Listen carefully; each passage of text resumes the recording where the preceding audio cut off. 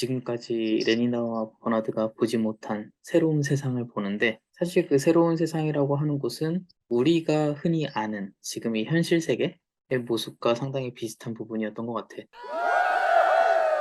7장에 207페이지 한 부분만 같이 봤으면 좋겠어. 레니나가 이야기를 해. 저 사람 왜 저래요? 하면서 레니나가 숨죽여 물었다. 공포와 놀라움으로 그녀의 눈이 휘둥그레졌다라고 이야기를 하는데, 어떤 부분을 보고 이렇게 이야기를 한 거였냐면, 입과 턱의 양쪽에서는 몇 가닥의 길고 뻣뻣한 털이 시커먼 피부와 대조적으로 하얗게 반짝거렸다. 닦지 않은 기다란 머리는 그의 얼굴 주위로 회색 다발을 이루며 흘러내렸다. 그는 몸이 구부정했으며 살이 거의 없을 정도로 뼈만 앙상하게 말랐다. 이 레니나가 본 사람의 모습은 그냥 우리가 흔히 아는 마르고 어떻게 보면 좀 늙은 사람이라고 해야 되나? 일상에서 바라보는 사람의 모습이었는데, 레니나는 거의 처음 보고 공포와 놀라움으로 눈이 휘둥그레졌다고 했고, 버나드는 이제 그냥 늙어서 그래요 라고 이제 표현을 했는데, 이제 그 늙는다는 게 상당히 이 멋진 신세계에 사는 사람들한테는 어색한 표현. 이 사람들은 의학적으로 이제 늙지 않도록 의학 기술이 발달되어 있으니까.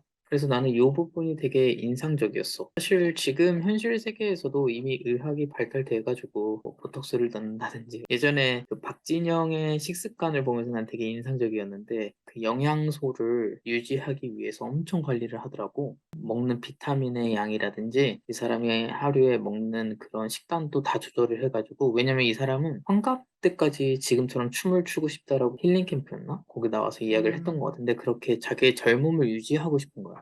멋진 신세계에 나오는 문명화 된 런던에 사는 사람들은 그런 삶을 지금 살고 있기 때문에 늙는다는 것에 되게 익숙하지 않지. 진짜 작가가 곳곳에 심어놓은 이러한 설정들이 하나하나 이렇게 따져보면 가족이란 개념이 없고 노화가 음, 없고 질병이 통제되고 이게 뭐 우리가 생각하기엔 지금 생활의 굉장히 일부분 같이 느껴지는데 딱 요것만 우리가 신경을 쓰지 않는다고 하면은 우리 삶의 스트레스라던가 분쟁이라던가 더 나아가서는 이제 막 전쟁이라던가 이런 게 사실 없을 수도 있겠다는 생각이 들더라고. 모든 그 희노애락이 일어나는 근원을 찾아 들어가면은 결국은 남는 단어들이 요거이지 않을까 싶어. 그게 근데 저는, 인생인데. 그럼, 그러니까 사실 사람들이 공포를 느끼는 순간에 늙음에 대한 공포, 그리고 음, 뭐 질병에 대한 공포, 죽음에 대한 공포, 뭐, 그리고 뭐, 사랑하는 사람을 잃는다는 공포, 이런 게 있잖아요. 근데 그런 거를 거세시켜서 이렇게 아예 못 느끼면서 사는 게 좋은 걸까? 그런 생각을 했어요. 사실 부모를 없앤다는 것도 저는 부모로 인한 배타성도 문제지만 그 부모가 죽음으로써 슬픔을 느낀다는 그런 감정 자체를 약간 통제하려고 했던 것 같거든요. 그렇게 봤구나. 맞아. 응. 응. 근데 응. 그게 감정을 통제한다는 게 결국은 여기서 말하는 거는 어쨌든 생산성을 높이는 하나만을 위해서 모든 걸 통제하는 응. 거고, 응. 어쨌든 그런 감정이 없으면 효율적이기는 한 거잖아. 그래서 아까 그렇지. 그래서, 지나간 부분이긴 하지만 그 어린 아이들한테 훈련을 시키잖아. 꽃을 만지려고 하면은 자극을 음, 주어서 아름다움에 대한 감동을 느끼지 못하고 그거에 대한 거부를 하게끔. 근데 결국은 응. 아름다움을 느끼는 감정이 생산적이지 못하게 한다는 거잖아. 우리 사회에서는 예술이라는 게 분명히 존재를 하고, 그러면은 이 사람이 만든 사회에서는, 근데 어쨌든 디스토피아긴 하지만 이 소설 안에서는 유토피아인 거나 마찬가지잖아. 사실은 모든 게 그렇지. 완벽한 세상이라고 응. 말을 응. 하는 거니까. 그랬을 때 예술의 역할이 사회에서 과연 뭘까? 나는 이런 생각을 하게 되더라고. 결국은 그 감정을 가짐으로써 그걸 업무 효율을 높이고 뭔가를 생산해내는 게 아니라 결과적으로는 이론적으로는 생산성을 떨어뜨리는 요소인 거잖아. 우리가 그 희노애락을 느끼고 아름다움과 슬픔을 느끼는 그런 모든 것들이. 그래서 되게 한번 이야기해보고 싶은 주제라고 생각이 들었었어. 멋진 신세계에서 구축해 놓은 가장 생산성이 높고 효율적인 세상이 지금 현실 사회에서 바라봤을 때는 그 외적인 것들이 오히려 더 뭐라고 해야 되지? 우리 삶을 지배하고 있는 느낌은 난 더 강한 것 같아. 물론 맞아. 베이스로 그 의식주가 필요하지만, 방금 이야기했던 예술 분야라든지 예체능 쉽게 생각해서 뭐 월드컵, 이제 카타르 월드컵인데 응. 월드컵이라든지 뭐 그런 케이팝, 이런 것들에 사람들이 돈을 쓰는 것도 훨씬 더 적극적으로 쓰는 것 같고, 투자라든지 그런 것도 응. 되게 희한한 것 같아. 덜 문명화된 사회에서는 먹고 사는데 여념이 없으니까 먹고 사는 데만 신경을 쓰는데 사회가 발전하면 발전할수록 이제 사람들이 이제 여유가 먹고 사는데 생기나? 약간 여유가 생겼으니까 한숨을 돌리고 주변을 바라보고 그때부터 이제 예술이 시작한다고 저는 어디서 들었거든요. 이게 먹고 사는 문제가 제일 중요할 때는 거기에 대해서 신경을 아예 못 쓰고 일단 내가 굶어 죽지 않는 게 중요하니까 밥부터 먹자라는 생각이 있다가 이제 밥 좀 먹고 하면은 이제 그때서부터 이제 이 가치에 대해서 알기 시작한다는 그런 의미였어요. 예를 들어서 우리가 돈이 없을 때는 돈을 벌어. 음, 그럼 음, 밥을 이제 먹을 정도가 돼.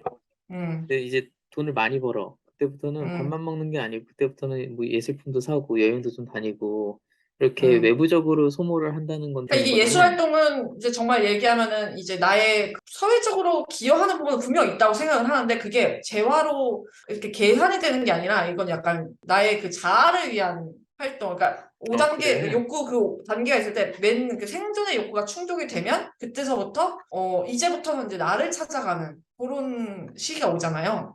원래 이제 예술적인 능력을 타고난 사람들은 처음부터 이제 그림을 잘 그린다든가 그런 거 하고 싶기 때문에 욕구에 따라 행동을 하지만 그렇지 않은 사람들은 일단은 먹고 살 길을 찾고 그 다음에 이제 약간 나를 찾아가는 활동을 할 때 저는 그게 예술이 중요하다고 생각하거든요. 아름다움을 찾고 나면 그럴 때. 뭔 얘기를 하다가 여기까지 온 거지? 생산성. 음, 내 생각에는 그 기자가 말한 거는 어떻게 보면 예술 활동은 기본적인 욕구가 충족됐을 때 그 나머지 잉여 활동이 될 수 있다 이런 것처럼 들렸거든. 사실 뭐 그게 맞기도 하고 여태까지 우리가 항상 배웠던 그 막 그 인간 욕구에 대한 피라미드에서 얘기하는 거이기도 하고. 근데 나는 어떤 면에서는 그것들이 다 충족되지 않아도, 그러니까 막 정말 신사시대 벽화 이런 것도 도구가 없어도 막 돌로 찍어서 막 그림을 그려놓고 하는 음, 거잖아. 사람들이 약간 본능적으로.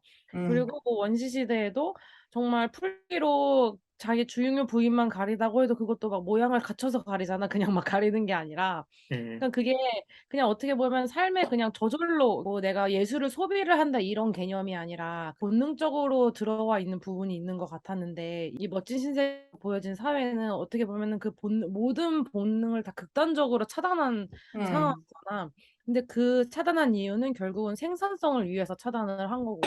그래서 음, 과연 나는 내가 의아했던 거는 정말 그 아름다움을 느끼고 우리가 감정을 느끼는, 그러니까 예술이 사실은 감정을 느끼는 거잖아. 그치. 음악이든 음. 미술이든 생산성이라는 측면에서는 비효율적인 존재가 되는 건가 이런 의문이 좀 들더라고. 아주 쉽게 예를 들면 건쟁이가 얼마 전까지 공모전에 올인을 했잖아. 음. 그러면 회사 오너의 입장에서 건쟁이를 부품이라고 생각을 하면 부품이지. 넌 부품이었어. 갈렸어. 이 부품을 잘 갈렸어. 갈렸어. 돌리려면 그거 건쟁이가 막 하기 싫은 감정 당연히 느끼면 안 되는, 그거 우리가 다 여기서는 차단을 했잖아. 이미 어렸을 때부터 막 반복적인 단어를 주입을 하고 이러면서 하기 싫은 감정은 느끼지 않으면 당연한 건데, 심지어 하고 싶어 하는 감정, 긍정적인 감정까지 차단을 하고 그 외적으로 들 수 있는 감정 있잖아. 막 일을 하고 보람을 느낀다던가 아니면은 일을 어떤 보상을 받는다던가 아니면 잠깐 나가서 공모전 하다 너무 힘들 때 나가서 바람 쐬고 기분 전환하고 온다던가.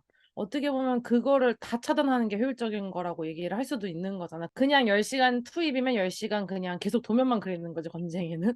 바람 쐬고 오지 않아도 되고, 또 마시지 않아도 되고. 내가 보기에는 방금 전에 료커가 얘기한 그 정도에 대해서도 이 소설에서는 설정이 돼 있는 것 같아. 제일 간단한 뭐 부품 조립이나 이런 위험한 일들을 하는 계급은 그것조차 완전히 통제가 돼 있고, 음, 반대로 제일 위에 있는 총통은 예술 작품을 자기가 소유를 하고 있잖아. 음, 다 음, 알아. 저 밑에 있는 사람들이 이걸 알면 효율성이 떨어져. 이걸 알기 때문에 그 그치. 사람 음, 음, 통제하고. 음, 그 음, 중간에 그 누구야 잘생겼는데 학교에서 애들 가르치는데 약간 사상을 다르게 가지게 된 헬름홀츠? 헬르몬츠. 음, 헬름홀츠도 총통보다는 아니지만 그런 문학이나 이런 거에 대해서 효과를 알고 있어. 음, 그런 것 같아. 그러니까 제일 효율성이 극대화야 되는 밑에 계급은 이걸 완전히 통제하고, 지적인 음. 사고를 할 수 있어야 되는 윗계급들은 어느 정도 이런 것들에 대한 지식을 갖고 있고, 그런 설정들이 좀 돼 있는 것 같은데, 이미? 좀 그래도 신기했던 게 아까 이제 그뭐 꽃들 볼 때마다 자극해줘서 아름다움을 잊게 만들고 막 그러니까 모르게 만들고 뭐 피하게 만들고 그렇게 설정을 했음에도 불구하고 이제 정상적으로 내 이제 뭐를 하지 않고 정상적으로 태어난 그 높은 계급들 베타 정도 되면은 그래도 자기네들끼리 그 벨트 예쁘네요 하면서 벨트 어디서 샀냐 묻고 막 그런 행동들이 나오잖아요. 그러니까 이거를 다 통제했음에도 불구하고 소설의 그런 부분을 통해서 그렇게 통제가 되지 않는다는 걸 얘기해주고 싶었던 것 같아요. 그렇구나. 왜냐면 이제 뭐 벨트 같은 것도 보면은 우리가 그거 예쁘니까 나도 하나 갖고 싶다 뭐 이런 생각이 드는 것 자체가 이제 그 아름다움에 대한 욕구잖아요. 그거를 다 세뇌로 죽여놨음에도 불구하고 조금씩 이제 무의식적으로 뭔가 있는 거죠. 그 본성이. 저는 약간 그렇게. 나는 근데 책에서 느낀 뉘앙스라고 해야 되나? 아니면 전체적인 배경이 그래서 그런지 그것도 난 되게 일차원적이라고 생각했는데 물론 감정을 표현하는 거라고 생각은 하지만 벨트가 예뻐요는 떡볶이 먹고 맛있네? 영화 보고 재밌네? 예술이라는 것도 사실 뭐 예체능이라고 묶어서 볼 게 아니라 진짜 사람의 감정을 불러일으키는 음, 음악이나 그 문학이나 미술 이런 거랑 또 이 사람들이 여기서 이제 피지배 계층들이 즐기는 스포츠라던가 촉감 영화 이런 맞아. 예능 되게, 콘텐츠라던가 이런 것들은 사실 현재를 즐기게 하는 수단인 음, 거고 이 되게 사람들이 약간 못하게 통제하는 거는 감정을 일으킬 수 있는 그런 예술 쪽인 것 같고 음. 그거의 차이는 좀 둬야 될 것 같아. 근데 방금 이야기해준 잔디 아빠가 알려준 그 부분도 난 되게 직접적으로 알려주는 되게 친절한 표현 아닌가라는 음, 생각을 했었어. 촉감 영화였나? 음, 그런 그치. 완전 직접적으로 다가오는 촉감을 느낄 수 있도록 뭔가 세팅을 해놓은 거잖아. 그러니까 내가 굳이 약간 생각을 안 해야 쾌락을, 되는 거야. 맞아. 생각을. 쾌락, 머리를 안 제일 써도 되는 말초 거지. 신경을 응, 자극하는 것들은 말초신경, 그치. 허락하고 뭔가 응, 사유하게 하는 것들은 그치. 배제시키고 그치. 그런 장치들이 있어. 음, 그러니까 나는 누구인가라는 어떻게 보면 우리가 음, 학문을 공부할 때 이 공부를 하다 보면 결국에는 철학이 짱인데 아니면 수학과 막 이런 사람들 음. 보면 신기해 있네 이런 생각이 드는데 결국 그 사람들은 사고를 통한 어떻게 자기만의 그런 세상을 되게 구축하려는 신념이 있다고 생각을 하는데 그런 생각을 아예 발생시키지 않는 멋진 신세계였던 것 같아. 그럼에도 불구하고 이 나오는 등장인물들은 한 개씩 이렇게 뭔가 그치, 그런 조금 미식적인 있었지. 요소를 가지고 있잖아요. 레니나도 음, 보면 모든 사람들은 모든 사람을 공유해야 되는데 한 음. 사람을 만나는 걸 조금 즐기고 그런 걸 보면은 본능은 이렇게 가리지 못하나 이런 생각을. 그래서 얘기를 음, 돌아와서 난 예술이라는 부분은 그런 부분이라고 생각을 하거든. 그러니까 우리가 사고를 통해서 자기만의 세상을 구축하고 그거를 이제 표현하는 것. 근데 그런 부분들이 지금 멋진 신세계에서는 배제되어 있다라는 게 되게 느껴졌고 그 이유는 아까 리코가 이야기했던 것처럼 별로 효율적이지 않으니까. 근데 지금 우리가 살고 있는 세상에서는 그 생산성보다는 아직까지는 예술의 분야, 그러니까 자기 주장이라든지 자기의 생각을 표현하는 게 너무나도 중요하다 보니까 이게 과연 사라질까라는 생각은 나는 좀 하게 되네. 사라지지 않을 것 같은데, 이 부분에서는. 근데 이미 사라진 국가들도 있어요. 그러니까 예술과 그런 것들이 통제되어 있는 국가가 지금도 존재하잖아요. 예술이, 중국이나 러시아를 보면은 표현의 음, 주의를 엄청 억압하고 있잖아요. 표현의 자유를. 그래서 중국에서도 반 그 정부적인 작품을 하는 작가는 추방당하고 그 작가는 이제 그렇지. 외국에서 활동을 하고 있고 막 그러잖아요. 모든 예술은 그리고 약간 이렇게 전체주의를 위해서 이용되고 활용되잖아요. 그런 걸 우리나라도 보면 최근에 그런 사례가 있으니까. 그렇죠. 우리나라도 이제 열차, 사파 열차. 한번 고등학생이 그렸다가 조사까지 검찰 조사까지 받게 되는 그런 게 음, 이미 이제 저는 있다고 생각해요. 러시아도 그렇고 러시아도 이제 언론 통제 엄청 되고 있고 알겠습니다. 그 버나드랑 레니나가 아이슬란드에 가가지고 이제 존이랑 린다 만난 다음에 이제 충격을 많이 먹고 이제 존이랑 린다를 데리고 런던으로 이제 돌아가게 되지. 거기가 구장이었고 린다에 대한 설명은 앞에 있었으니까 이건 점프를 할게. 그래서 이제 11장부터 이제 마지막 부분 18장까지는 메인은 이제 존이지. 이제 중간중간 버나드가 존 데리고 좀 장난도 치고 자기가 우상이 되잖아. 내가 야만인의 어떻게 보면은 대리자, 소유자인 것처럼 존을 야만인을 이 런던 사람들한테 대중한테 소개를 한다. 그러면서 자기의 인지도를 막 높이기도 하고. 근데 결국에는 이제 존은 거기서 많이 생각을 했던 것 같아. 자기가 지금까지 살아왔던 세상과는 다른 이 멋진 신세계 런던에서 이 인간성이 결여된 여기서 내가 살아갈 수 있을까라는 고찰을 계속 하다가 이제 결국에는 자기가 떠나지 등대로. 난 등대 설정도 되게 재밌었던 것 같아. 우리가 등대라는 것은 어떤 곳을 갈 때 그 목표점, 배를 타고 오는 사람들이 종착점으로서 이렇게 어떤 곳을 향해야 된다라는 곳인데 그곳을 지금 존이 가서 생활을 하잖아. 그런 부분들도 배경 설정도 난 되게 좋았고 좀 지금 너무 계속 무거운 이야기만 하다 보니까 좀 재밌는 이야기로 이 부분 한 부분을 같이 읽고 싶은데 9페이지 13장. 나 이 부분을 읽으면서 여기 한참 웃었다니까. 그러니까 당신이 원한다면 나는 마룻바닥이라도 쓸겠어요. 라고 조은이 이야기해. 근데 레니나가 그러지. 하지만 우린 진공청소기를 사용해요. 어리벙벙해진 레니나가 말했다. 그럴 필요가 없어요. 라고 하는데 조는 그래요. 물론 그럴 필요는 없죠. 하지만 어떤 경우에는 천한 일들을 고귀하게 행할 수도 있습니다. 나는 무언가 고귀한 일을 하고 싶습니다. 모르시겠어요? 레니나가 하지만 진공청소기가 있으면 문제는 그게 아니에요. 라고 딱 이제 존이 이야기하는데 이 부분이 레니나랑 존은 서로 이제 감정이 있었잖아. 좋아하는 감정이. 근데 존의 입장에서는 나는 당신을 위해서 뭐 마룻바닥 허드렛 일도 할 수 있다. 나의 사랑을 표현하겠다라고 이야기를 하는데 레니나는 계속 이야기를 하지. 진공청소기로 바닥 청소하면 되는데 왜 계속 마룻바닥이라도 쓰겠다는 이야기야? 이런 얘기를 계속 주고받는데 나는 이걸 보면서 이제 멋진 신세계뿐만 아니라 우리가 지금도 남녀 사이에 말 안 통할 때 얘는 왜 이렇게 응. 말귀를 못 알아들어 이럴 때 이런 표현이 나오지 않나라는 생각을 해서 되게 재밌게 읽었어. 요즘으로 치면은 MBTI가 달라서 그런 거. 아, 맞아요. 약간 그러니까 레니나는 T형. 너무 재밌게 읽었던 부분이야, 이 부분. 약간 여기서도 레니나는 1차원적인 것만 받아들였으니까 이 감정의 깊이를 잘 모르는 그런 느낌이 좀 들었어요. 레니나는 이 계급의 사람들 중에서도 유일하게 약간 한 사람에 끌리고 이런 연애 감정을 다른 사람들에 비해서 느끼고 있음에도 불구하고 어려서부터 받은 정신 교육 때문에 뭔가 맞아요. 한 사람을 자기 연인으로 만들기 위해 뭔가 고귀한 일을 해서 환심을 음, 사고 이런 것들에 대한 개념을 모르는 것 같아.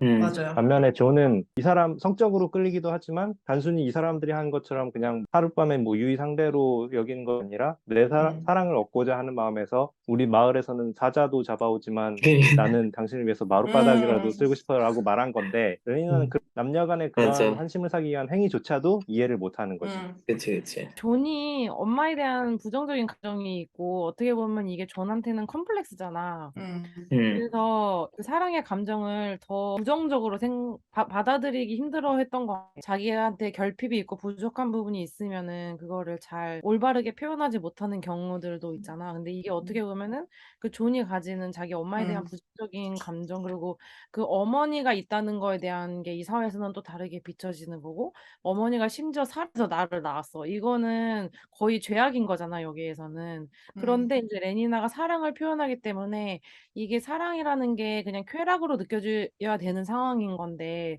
음, 존한테는 자기한테는 이미 그게 죄가 거의 세습처럼 음, 내려온 상황이었고 근데 음, 거기서 레니나가 사랑을 표현하니까 청소기도 그렇고 그런 부정적인 감정들이 표현이 됐기 때문에 더 서로 의사소통이 안 됐던 음. 나는 그렇게 받아들였어. 약간 존이 좀 병적으로 좀 그 사랑을 나누는 행위에 대해서 굉장히 거부를 하고 있다고 생각을 했거든요. 그게 다 엄마가 이제 야만인 마을에서 문란하게 어쨌든 표현을 하자면 이 신세계 관점에서 보면 굉장히 노멀한 건데 야만인들 관점에서 보면은 굉장히 약간 문란하고 약간 창녀 같은 말하자면 그런 이미지로 비춰지기 때문에 거기서 굉장히 강박관념을 갖고 있다고 생각을 했어요. 심지어 언니. 나중에 그렇게 언급을 하잖아, 그치? 맞아요. 레니나한테 뭐 창녀라고도 하고 뭐 그치. 그치. 내가 받아들인 느낌은 나는 그거였어. 비싼 얘기일 수도 있는데, 난 존이 레니나를 되게 아끼고 있다라는 생각을 많이 음, 했었는데, 아끼고 보호해줘야 된다? 내가 좋아하는 사람이다 보니까. 그래서 신세계에서 행해지는 것들과는 좀 다르게 이 사람이 표현을 하는 거 아니었나라는 생각이 들었는데, 이게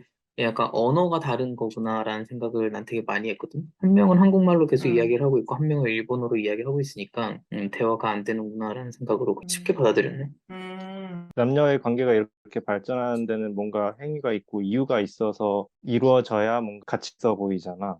근데 음, 레이나는 당장 그 감정만 가지고 이렇게 그치, 그치. 육체적인 사랑으로 다가오니까 존 입장에서는 레니나 이런 행동이 그 많은 사람들 중에 자기도 똑같이 그냥 쉽게 접근하는 그 중에 하나처럼 생각되지 않았을까 싶어. 그럴 수도 있겠다. 그러니까 레니나는 감정은 분명히 다른 사람들에 있지만 방식을 모르는 거지. 음, 저는 약간 세대 차이 같은 느낌도 받았던 게 약간 조는 약간 정말 보수적인 나쁘게 얘기하면 노인네 같은 발상이고 화석 레디나는 학번. 약간 화사 같은 발상이고 레디나는 약간 정말 너무나 개방적인 그런 사람이 둘이서 만났을 때 어떤 일이 진짜 벌어지는지 무서운 게 이건 30년대 약간 그래도 영국이라도 보수적일 때에 썼던 소설일 건데 사실 이 얘기들이 지금 막 우리나라 사회에서도 젊은 사람들 특히 많이 좀 얘기가 되잖아.